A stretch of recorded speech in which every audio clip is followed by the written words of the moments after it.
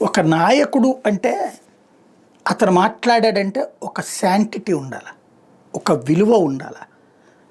అరే ఇతను కరెక్ట్గా చెప్తున్నాడు కదరా అన్నట్టు ఉండాలి, లేదా ఇతను మంచి పాయింట్ రైజ్ చేస్తాడరా అన్నట్టు ఉండాలి, లేదా బాధ్యతగా ఉంటాడరా అన్నట్టు ఉండాలి.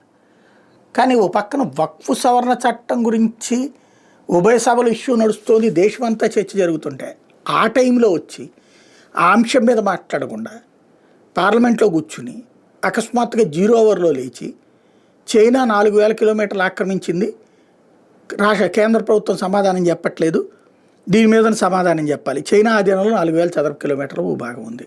ఇది ఇంత బాధ్యతారహితమైన స్టేట్మెంటు పాపం చైనా వాడు కూడా ఇవ్వట్లేదు. సాధారణంగా ఎవడైనా సరే గెలుచుకున్నామని చెప్పి వాడు చెప్పాలి ఒకవేళ లాక్కుంటే, లేదా పక్క దేశం వాళ్ళు చెప్పాలా ఇది జరుగుతోంది అన్నట్టు. 4000 కిలోమీటర్లు ఏంటి, 34,000 కిలోమీటర్లు చైనా చేతిలో ఉంది. వీళ్ళ తాత చేసిన పని, వీళ్ళ మామ చేసిన పని, వీళ్ళ ముత్తాత చేసిన పని, వీళ్ళ నాన్న చేసిన ఫెయిల్యూర్ల వల్ల వాళ్ళు ఎప్పుడూ ఆక్రమించుకుని ఉన్నారు. ఆ తర్వాత డోక్లాంలో, భూటాన్లో ఉన్నటువంటి డోక్లాంలో భూమిని ఆక్రమించుకోవడానికి కూడా భారతదేశం ఒప్పుకోవాలి. మనగాల్వన్ లోయలో ఆక్రమించుకోవడానికి ప్రయత్నిస్తూ కూడా తనిదేరి వెనక్కి పంపించాం. అవసరమైతే 3 ఏళ్ళు 4 ఏళ్ళు పోరాడు. అట్లాంటిది 4,000 కిలోమీటర్లు తీసేసుకున్నారు, మోడీ ప్రభుత్వం చూస్తూ ఉంది. ఈ చర్చ అసలు ఇతనికి ఈ డైవర్షన్ పాలిటిక్స్ నేర్పినోడు ఎవడో అర్థం కావట్లా.